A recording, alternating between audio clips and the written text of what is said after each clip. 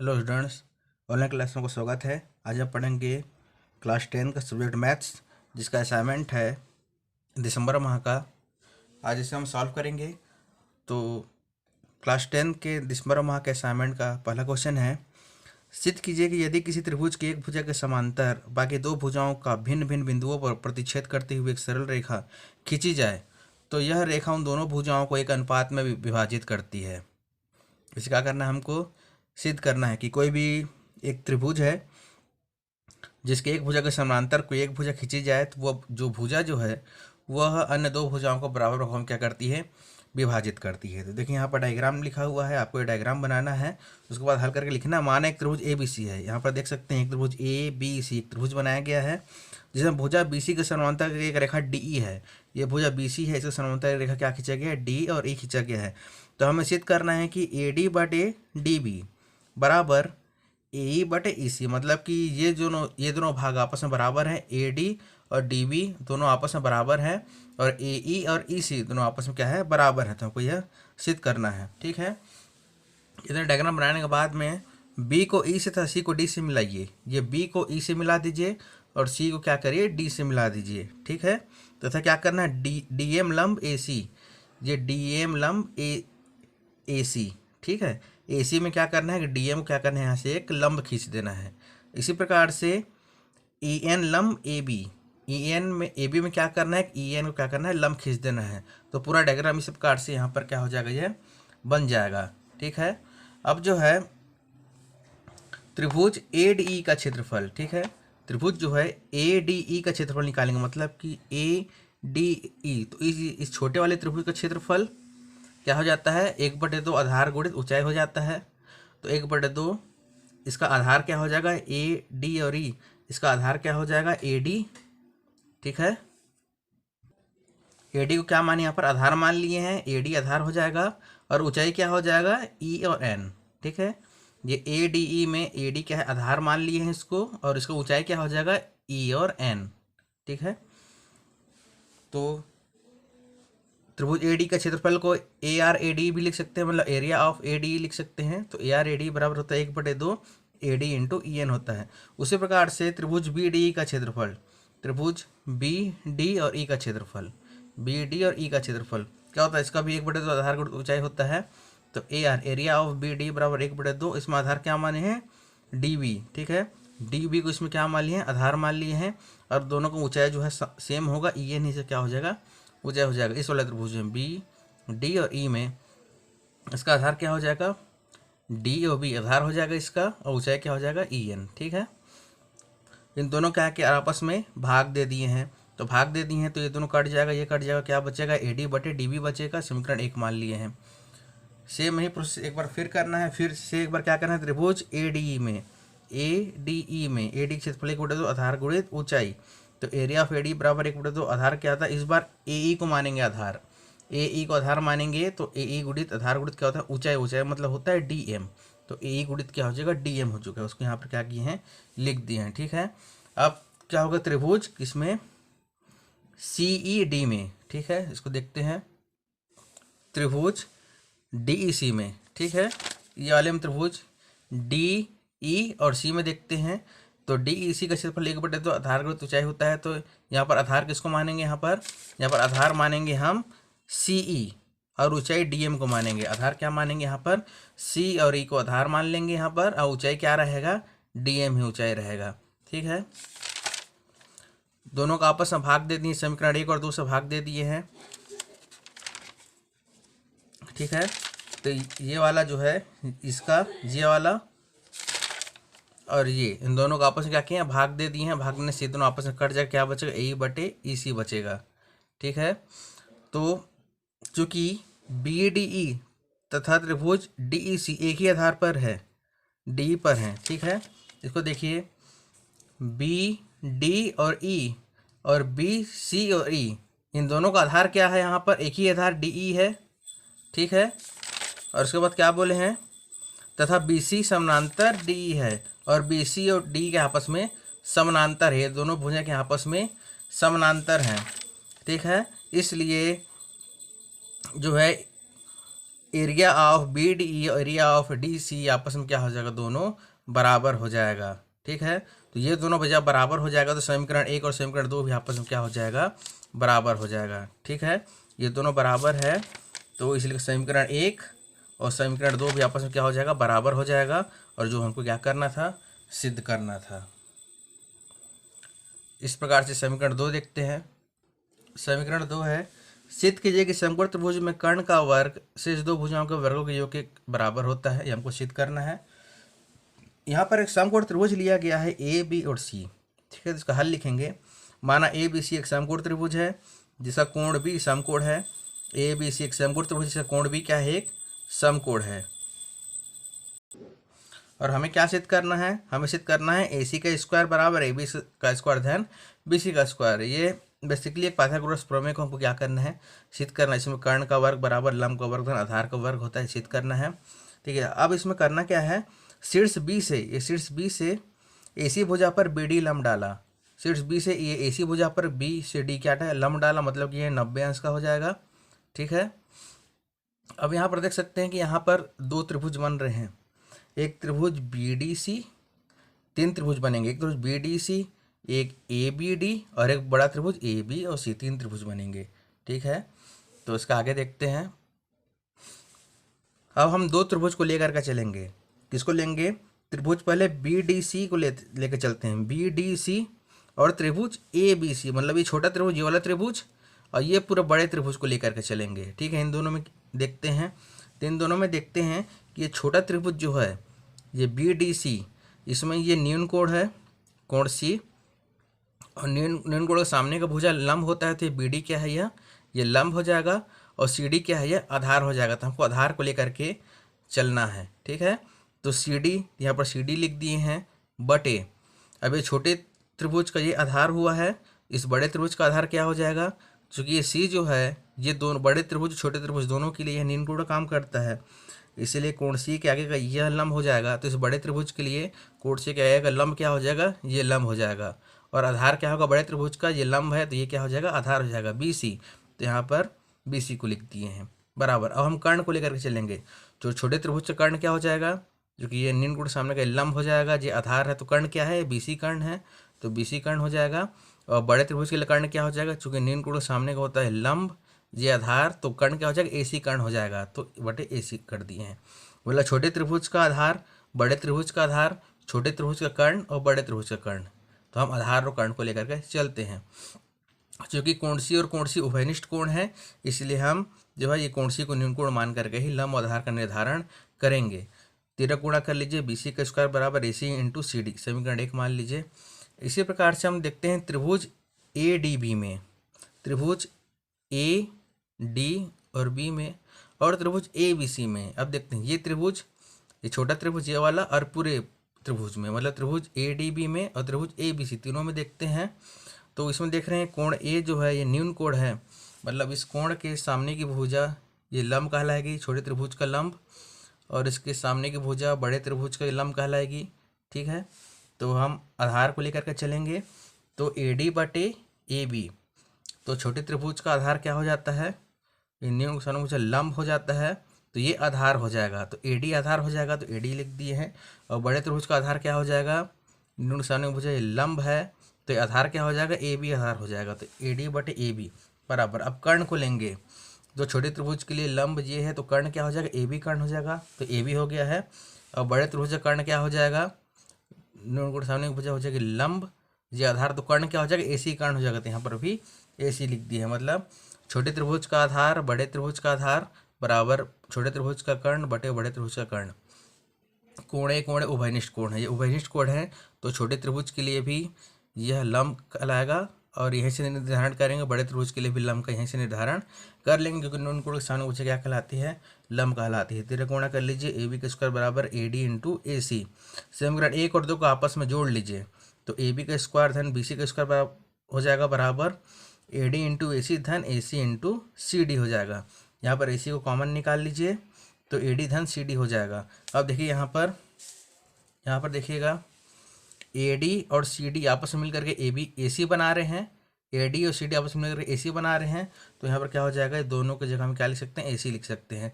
तो AC का square हो गया, AC का स्क्वायर बराबर क्या होता है, AB का स्क्वायर धन CD का स्क्वायर। यही हमको क्या करना था, सिद्ध करना था। तो इस वाले समीकरण 2 में बेसिकली हम पाइथागोरस प्रमेय सिद्ध करना था, जो सिद्ध हो चुका है। अब इसी प्रकार से प्रश्न क्रमांक 3 देखते हैं।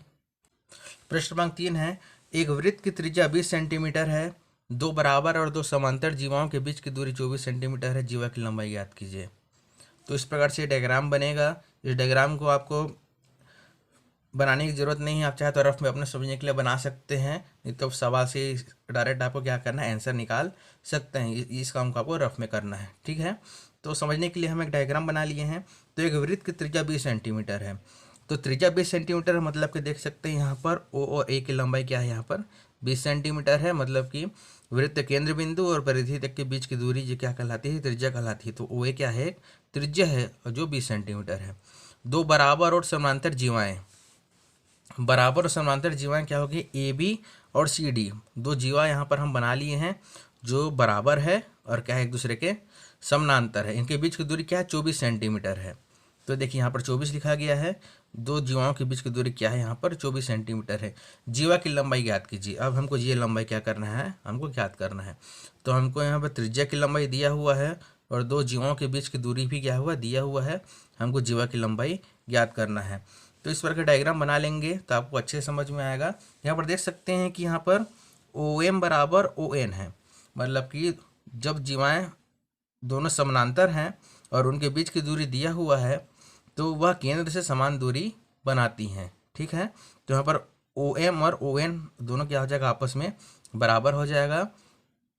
ओ एम और ओ एन आपस में क्या है, बराबर हो जाएगा, ठीक है। तो यहाँ पर जो है एम और एन क्या हो जाएगा, एम एन क्या हो जाएगा, एम एन क्या लिख सकते हैं, ओ एम धन ओ एन लिख सकते हैं। तो वही यहाँ पर लिखा गया है ओ एम धन ओ एन, ठीक है। अब चूंकि यहाँ पर यह दोनों आपस में बराबर हैं तो हम जो है ओ एन के जगह में क्या लिख सकते हैं, ओ एम लिख सकते हैं। तो यहाँ पर ओ एन के जगह हम क्या ओ एम लिख दिए हैं। तो यहाँ पर क्या हो चुका है, यहाँ पर ओ एम और ओ एम 2 ओ एम हो गया है। अब यहाँ पर जो है एम एन की लंबाई दिया हुआ है, कितना दिया हुआ है, 24 दिया हुआ है। एम एन की पूरी लंबाई कितना है, 24 सेंटीमीटर है। यहाँ पर 24 लिख दिए हैं। ओ एम बराबर पक्षांतर करते हैं 24/2, मतलब कि कितना हो गया, 12 सेंटीमीटर आ गया है, ठीक है। तो ओ से एम तक की दूरी कितनी आ गई है, 12 सेंटीमीटर आ गई है, ठीक है। और ओ ए पहले से दिया हुआ है 20 सेंटीमीटर है, जो क्या है, आपके वृत्त की त्रिज्या है। तो आप देख सकते हैं कि एक समकोण त्रिभुज के रूप में बन चुका है, ठीक है। जिसका कर्ण 20 सेंटीमीटर है, लंब 12 सेंटीमीटर है। ए एम ज्ञात करना है, तो ए एम ज्ञात हो जाएगा, इससे आधार ज्ञात हो जाएगा। आधार का दुगना कर देंगे तो पूरी ए बी की जीवा की लंबाई ज्ञात हो जाएगी। तो ए एम का मान निकालना है। तो त्रिभुज ए ओ एम में क्या होता है, पाइथागोरस प्रमेय लगा देंगे। कर्ण का स्क्वायर मतलब ओ ए का स्क्वायर बराबर ओ एम का स्क्वायर धन ए एम का स्क्वायर, कर्ण का स्क्वायर बराबर लंब का स्क्वायर धन आधार का स्क्वायर, ठीक है। हमको ए एम का मान निकालना है, इसलिए ए एम को यहाँ पे से पक्षांतर कर लेंगे। ए एम का स्क्वायर बराबर ओ ए का स्क्वायर माइनस ओ एम का स्क्वायर। तो ओ ए और ओ एम का मान यहाँ से दिया हुआ है, दोनों मानों को यहाँ पर क्या कर देंगे, रख देंगे। ओ ए का मान है 20 और ओ एम का मान है 12। तो ये 400 ऋण 144 हो गया है, घटा देंगे 256 आ गया है। अब इस प्रकार से ए एम का मान जो है निकाल लेंगे, √256 और एम बराबर 16। तो यहाँ पर ए से एम तक की लंबाई कितनी दी गई है, 16 सेंटीमीटर दिया गया है। अतः जीवा के पूर्ण लंबाई ए बी बराबर ओ एम को 2 से गुणा कर देंगे तो ए बी का लंबाई निकल आएगा। तो ए बी बराबर 2 ए एम, तो 2 × 16 मतलब 32 सेंटीमीटर, ठीक है। तो इस प्रकार से प्रश्न क्रमांक 3 को सॉल्व करेंगे। अब प्रश्न क्रमांक 4 देखते हैं। प्रश्न क्रमांक 4 है, सिद्ध कीजिए कि बाह्य बिंदु से वृत्त पर खींची गई स्पर्श रेखाओं की लंबाइयाँ बराबर होती हैं। सिद्ध कीजिए कि बाह्य बिंदु से वृत्त पर खींची गई स्पर्श रेखा की लंबाइयाँ बराबर होती हैं। ये आपको डायग्राम जो है बना लेना है इस प्रश्न के अनुसार में। तो एक हमको एक वृत्त दिख रहा है, यहाँ पर वृत्त एक बना हुआ है और बाह्य बिंदु क्या है, ए मान लिए हैं। बाह्य बिंदु क्या है, ए है, माना कि ए क्या है, एक बाह्य बिंदु है। तो बाह्य बिंदु से वृत्त पर खींची गई स्पर्श रेखा है। कोई एक वृत्त है, सो स्पर्श रेखा खींचते हम लोग, ए पी और ए क्यू एक स्पर्श रेखा है। तो ए पी और ए क्यू हमने क्या किया है, बाह्य बिंदु से वृत्त पर खींच लिया है। अब हमको सिद्ध करना है कि जो रेखाएं जो हैं उनकी लंबाइयाँ क्या है, बराबर है। मतलब क्या ज्ञात करना है हमको सिद्ध करना है ए पी बराबर ए क्यू। ये स्पर्श रेखाएं ए पी और ए क्यू आपस में बराबर, हमको क्या करना है, सिद्ध करना है, ठीक है। तो इतना करने के बाद हमको क्या करना है, यहाँ पर केंद्र ओ से ए पी ए क्यू को आपस में मिला देना है। मतलब कि डॉट वाला जो आपको चिन्ह दिख रहा है, डॉट से करके हम इसको क्या करेंगे, आपस में मिला देंगे। तो इस प्रकार से पूरा एक डायग्राम जो है हमको आ जाएगा। ठीक है। अब जो यहाँ पर दो त्रिभुज दिख रहे हैं, त्रिभुज ए पी ओ और त्रिभुज ए ओ क्यू, ये दो त्रिभुज आपस में हमको दिख रहा है। तो त्रिभुज ओ पी ए में, ओ पी और ए में, तथा त्रिभुज ओ क्यू और ए में क्या दिख रहे हैं यहाँ पर, ओ पी बराबर ओ क्यू, ओ पी और ओ क्यू दोनों आपस में क्या है, बराबर है, मतलब क्या है, त्रिज्याएं हैं। ठीक है। और ओ ए बराबर ओ ए है, मतलब क्या है, उभयनिष्ठ भुजा है, ये भी आपस में क्या हो जाएंगी, बराबर होंगी। और कोण ए पी ओ और कोण ए क्यू ओ बराबर 90 अंश, ये भी आपस में क्या है, बराबर है। ठीक है। तो क्या बराबर होगी, ओ पी और ओ क्यू बराबर हैं, ओ ए बराबर है कोण ए क्यू ओ और कोण ओ ए पी ओ, दोनों 90 अंश है, दोनों आपस में क्या है, बराबर हैं। तो एक प्रकार से यहाँ पर सर्वांग का एक नियम लगता है, समकोण कर्ण भुजा। ये समकोण है, ये समकोण है दोनों, ये कर्ण है और ये भुजा है। ये समकोण है, ये कर्ण है और ये दोनों क्या है, भुजा है। तो समकोण कर्ण भुजा के सर्वांग समता के नियम से क्या हो जाएगा कि यदि कोई भी दो त्रिभुज है जिसमें समकोण आपस में बराबर हैं, उभयनिष्ठ भुजा कर्ण आपस में बराबर हैं, और कोई भी दो भुजाएं आपस में बराबर हैं, तो तीसरी भुजा अपने आप क्या हो जाती है, बराबर हो जाती है। तो ए पी बराबर हो एक क्यू हो गया, वो क्या हमको सिद्ध हो गया है। ठीक है। समकोण कर्ण भुजा सर्वांग समता के नियम से ए पी बराबर ए क्यू सिद्ध हो गया है। ठीक है। अब हमको प्रश्न क्रमांक 5 देखना है। प्रश्न क्रमांक 5 है, त्रिभुज ए बी सी के परिगत वृत्त की रचना करनी है। परिगत यानी होता है बाहर। तो त्रिभुज ए बी सी को पहले बनाएंगे, फिर उसके बाहर में एक वृत्त की रचना करेंगे, जिसमें त्रिभुज की भुजाएं दी हुई हैं, ए बी बराबर बी सी बराबर सी बराबर 6 सेंटीमीटर। मतलब त्रिभुज के प्रत्येक भुजा 6 सेंटीमीटर है। ठीक है। तो पहले हमको त्रिभुज बनाना होगा। त्रिभुज की भुजाएं दी गई हैं, ए बी सी और सी बराबर 6 सेंटीमीटर है। तो चलिए मैं आपको बना करके दिखाता हूँ। तो सबसे पहले एक 6 सेंटीमीटर की पहले एक रेखा खींच लेंगे। ठीक है। तो यहाँ से आपको क्या करना है, एक 6 सेंटीमीटर का एक आपको रेखा खींचना है। पेंसिल की सहायता से एक बिंदु यहाँ लगा लीजिए, एक बिंदु यहाँ लगा लीजिए, दोनों को आपस में क्या करिए, आप मिला लीजिए। ठीक है। तो ये क्या है, एक रेखा आ गई है 6 सेंटीमीटर की। इसका आप नाम दे सकते हैं बी सी, आप नाम दे दीजिए बी और सी। ठीक है। तो एक बी सी बराबर 6 सेंटीमीटर था, हम लोगों ने इसको क्या किया है, अपने खींच लिया, बी सी बराबर 6 सेंटीमीटर। ठीक है। अब ए जो है ऊपर होगा। ठीक है। तो ए बनाने के लिए हम क्या करेंगे, इसी बी सी को 6 सेंटीमीटर हम क्या करेंगे, आपस में नाप लेंगे। ठीक है। इस प्रकार से देखिए हमने 6 सेंटीमीटर आपस में इसको नाप लिया है। तो ये जो है पूरा 6 सेंटीमीटर का हो चुका है। ठीक है। अब हमको इसका एक पॉइंट को बी में रखना है, और बी में रख करके एक यहाँ पर एक चाप काटेंगे, और इसी पॉइंट को उठा करके हमको सी में रखना है, सी में रख करके यहाँ पर एक चाप काटेंगे। तो यहाँ पर एक बिंदु ए हमें प्राप्त हो गया। ये जो बिंदु प्राप्त हुआ है, जो कटान बिंदु है, उसको ए बोलेंगे। और इसको आपस में क्या करना है, हमको आपस में मिला देना है। आपस में मिला दीजिए। तो हमको ए बी और सी 3 कोण प्राप्त हो गए हैं, और इसी प्रकार से हमको 3 भुजाएं भी प्राप्त हो गई हैं। ठीक है। अब देखिए, अब हमको क्या करना है, इन तीनों कोण का जो कोण जो है, ये प्रत्येक कोण 60 अंश का आपका बन जाएगा। इस प्रत्येक कोण का हमको अर्धक करना है। ठीक है। तो अर्धक करने के लिए अब क्या करना है, इस प्रकार जो है, ये प्रकार है, इसको एकदम आखिरी तक लेके जाना है, इतना। ठीक है। और क्या करना है, एक हल्का सा फैला लेते हैं इसको, एक जो है बिंदु बी पे शीर्ष पे रखना है एक, और यहाँ पर एक क्या करना है, हमको एक चाप काटना है, इस प्रकार से। इस प्रकार से चाप काट दिए। ठीक है। तो हमको चाप में भी 2 बिंदु प्राप्त हो गए, एक बिंदु ये प्राप्त हुआ, एक बिंदु ये प्राप्त हुआ। ठीक है। अब इसको कुछ नहीं करना है, इसको उसी रूप में इसको यहाँ पर रखना है, एक कटान बिंदु में एक यहाँ पर चाप काटेंगे, दूसरा हम यहाँ पर एक चाप काट लेंगे, ठीक है। तो हमको जो है यहाँ पर भी एक कटान बिंदु जो है प्राप्त हो चुका है। ठीक है, ये कटान बिंदु हमको प्राप्त हो चुका है। इस कटान बिंदु से इस शीर्ष में लेकर के हम क्या करेंगे, एक रेखा खींच देंगे इस प्रकार से। तो हमको इन दोनों को क्या करना, आपस में इस प्रकार से मिला देना है। ठीक है, ये हमको मिल गया है।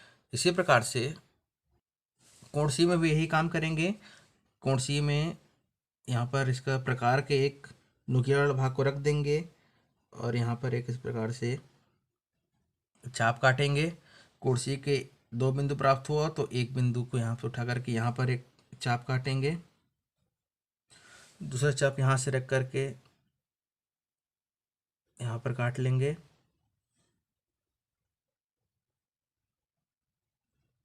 तो हमको यहाँ पर भी ये कटान बिंदु जो हमको प्राप्त हो गया है, इस कटान बिंदु से इस सी को भी आपस में क्या करेंगे, दोनों को मिला देंगे। तो हमको यहाँ पर से मिला देते हैं।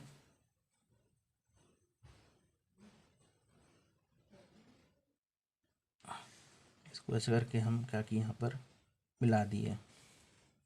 सेम ही काम ए से भी करेंगे। ए पर देख लीजिए, एक यहाँ पर रखेंगे, यहाँ पर भी इस प्रकार से, ए में भी यहाँ पर से इस प्रकार से रख करके चाप काट लेंगे। इस चाप के एक बिंदु से उठा करके यहाँ पर भी एक चाप काटेंगे सामने।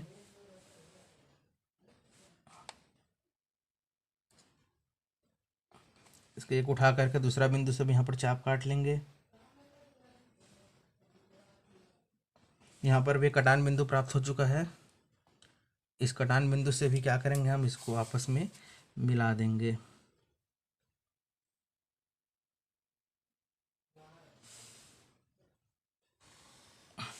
तो इस प्रकार देख सकते हैं आपको बीचों बीच, यहाँ पर बीचों बीच आपको एक केंद्र बिंदु प्राप्त हो जाएगा। आपको ये ध्यान रखना है कि ये कटान बिंदु पूरा बीचों बीच मिलना चाहिए, तीनों रेखाओं के बीच में ये कटान बिंदु क्या है, मिलना चाहिए।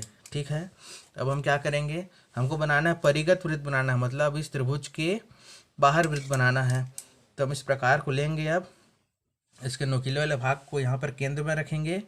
ठीक है, और बिंदु ए से होते हुए ये त्रिज्या हो गया, ये क्या हो गई, एक त्रिज्या, ये त्रिज्या हो गया। ठीक है, ये एक त्रिज्या है। तो आप देखिएगा कि ये इसी प्रकार से बी के भी बराबर आएगा और इसी प्रकार से यह सी के भी बराबर आएगा। ठीक है, तो इस प्रकार से त्रिज्या लेकर के हम इसे क्या करेंगे, चारों ओर एक वृत्त खींच लेंगे। तो वृत्त खींच लेते हैं इस प्रकार से।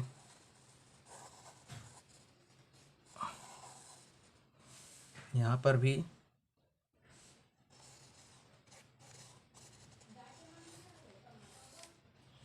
एक वृत्त खींच लिए हैं। तो आप देख सकते हैं कि एक परिगत वृत्त बन चुका है, जो त्रिभुज के तीनों शीर्षों को, ए बी और सी तीनों शीर्षों को क्या कर रहा है, यहाँ पर यह स्पर्श कर रहा है। तो यह एक परिगत वृत्त बन चुका है, जो त्रिभुज ए बी, जो त्रिभुज के बाहर बना है। तो इस प्रकार से इस सवाल को, इस रचना को इस प्रकार से बनाना है। हमको रचना का पद भी लिखना है, तो चलिए उसको लिखते हैं। हम जो जो किए हैं उसको लिखते जाते हैं। तो ये जो रचना के पद हैं, हमने जो जो प्रोसेस यहाँ पर किया है उसी को हम रचना के पद के रूप में लिखते हैं। तो कम से कम 5 रचना के पद आपको लिखने हैं। तो पहला सर्वप्रथम रेखा BC बराबर 6 सेंटीमीटर खींचा, हमने BC 6 सेंटीमीटर खींचा था, उसको लिख दिया है। अब AB तथा AC को 6 सेंटीमीटर भुजा का एक त्रिभुज बनाया। AB तथा AC को 6 सेंटीमीटर मान करके हमने क्या किया, एक त्रिभुज यहाँ से बना लिया है, उसको लिख दिया है। त्रिभुज के तीनों कोणों का अर्धक निकाला है, हमने अर्धक भी निकाल लिया है त्रिभुज के तीनों कोणों का। ठीक है, जिसे त्रिभुज का मध्य केंद्र बिंदु प्राप्त हुआ है। त्रिभुज का मध्य केंद्र बिंदु हमको क्या है, प्राप्त हो चुका है। इसे केंद्र मानकर OA त्रिज्या का एक वृत्त खींचा। इसको केंद्र बिंदु मान करके OA त्रिज्या का एक हम क्या किया, हमने एक वृत्त खींच दिया है, जो त्रिभुज के तीनों शीर्षों को स्पर्श करता है, जो त्रिभुज के तीनों शीर्षों क्या करता है, स्पर्श करता है। तो इस प्रकार से ये आपका कक्षा 10वीं का गणित असाइनमेंट है, असाइनमेंट क्रमांक 4, जो दिसंबर माह का असाइनमेंट है वो कंप्लीट होता है। आप इसको अच्छे से अपने कॉपी में असाइनमेंट बुक में इसे अच्छे से लिख लीजिए और लिख करके आप 10 तारीख तक जमा करिएगा। ये प्रश्न 5 में बहुत सारे बच्चों को डाउट हो रहा था, ये किताब में यह नहीं दिया हुआ है, इसको अच्छे से बनाइए और साफ साफ पेंसिल से बनाइए और बना करके इसको जमा कीजिए। तब तक के लिए धन्यवाद।